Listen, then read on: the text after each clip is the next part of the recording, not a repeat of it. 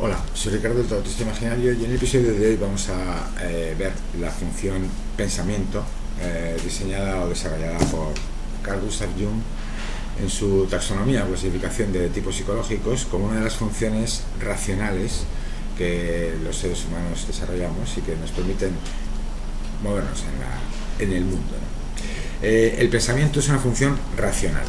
Esto quiere decir que está basada en hechos reales, ¿vale? Eso es lo que significa.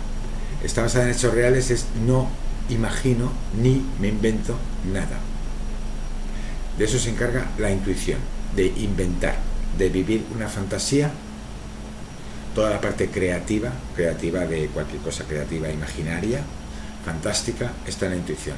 Todo lo que es realista, profundamente anclado en la realidad, está en el pensamiento. El pensamiento incluye acción, es decir,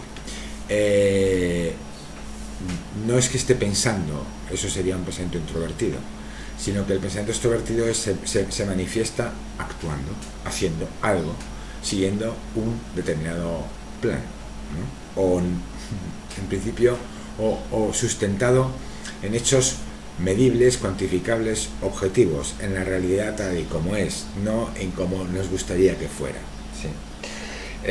La función racional se enfrenta a la función irracional de la intuición, de la misma manera que la función racional sentimiento se enfrenta a la función irracional sensación.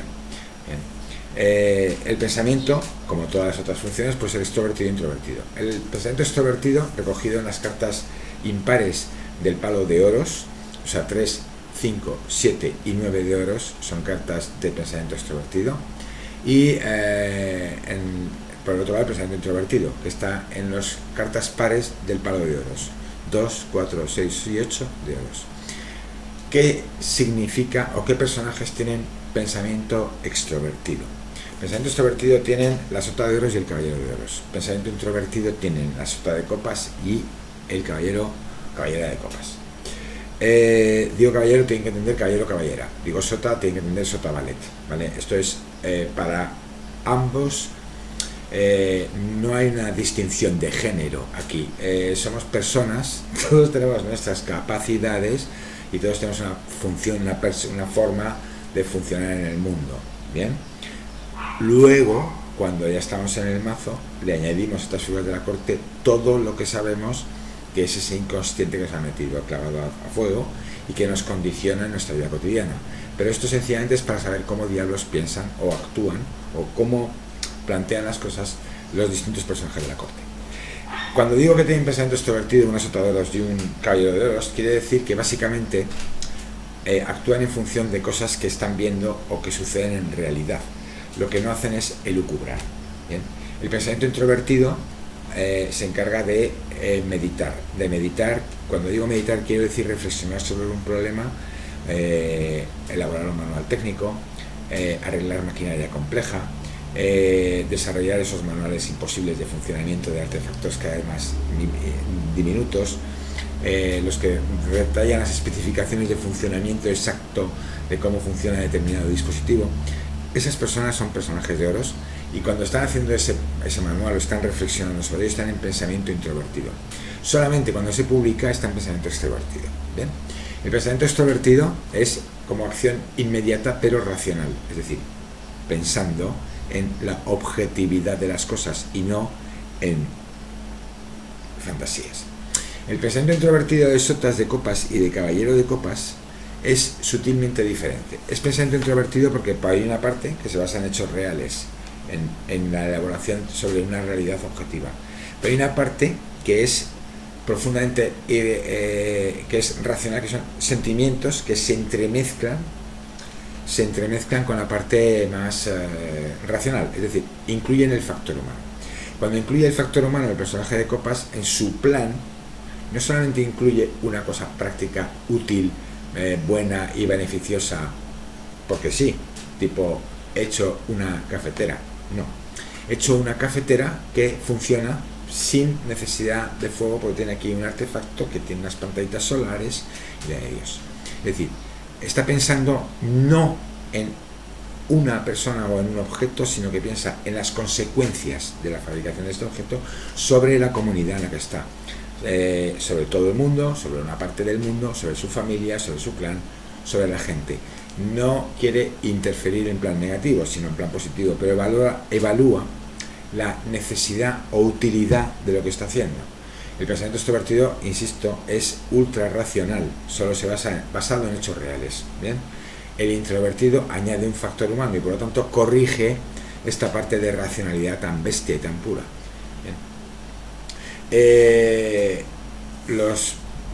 La parte de pensamiento introvertido de sotas de copas y de caballero de copas no es creativa más que en el terreno puramente emocional. Los personajes, ya he dicho que son extrovertidos en modo pensamiento, son caballero de oros y sota de oros. Es algo obvio. Sota de oros porque está ejecutando un plan.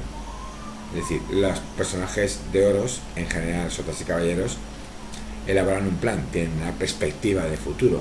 Una sota de oros se pregunta entre todas las opciones posibles de qué diablos voy a estudiar o en qué voy a trabajar o qué formación profesional voy a hacer o dónde voy a ir. Se fija básicamente en lo que me gusta y lo que no. La segunda fuerza dominante, les recuerdo, de la sota de oros es la sensación introvertida. Es decir, que yo evalúo las cosas en función de me gusta o no me gusta. Esto hace que la sota de oros, por ejemplo, con este asunto, esté pendiente de hacer algo que además de ser práctico, le guste. Es decir, entre todas las posibilidades de estudiar una carrera, voy a buscar la que tiene más salidas. Y dentro de la que tiene más salidas, la que menos me desagrada. ¿Bien? Eso hace una sota de oros. El caballero de oros tiene intuición introvertida, pero en segunda fase. En la primera parte, digamos que evalúa la realidad objetiva tal y como es. Y cuando ya la ha visto, está trabajando en ella y está actuando sobre ella, entonces aparece la intuición introvertida, que es tengo más datos de otras cosas que sé que puedo aplicar aquí. ¿Bien? ¿Es parte invención? Es parte fantasía, es parte una elucubración. Es en realidad cómo funciona un médico cuando diagnostica. Uno se sienta delante del médico y dice, es que no sé qué me pasa, me duele aquí, me duele allí, me duele acullí y me duele acullá. Y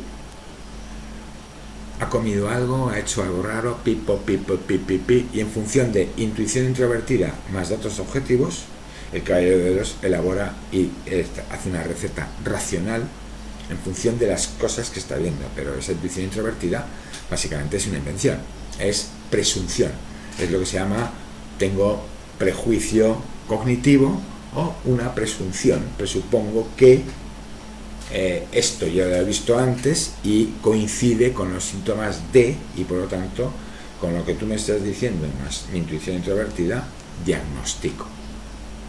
Bien, la sota de copas y el caballero de copas, la sota de copas tiene sensación extrovertida como segunda fuerza.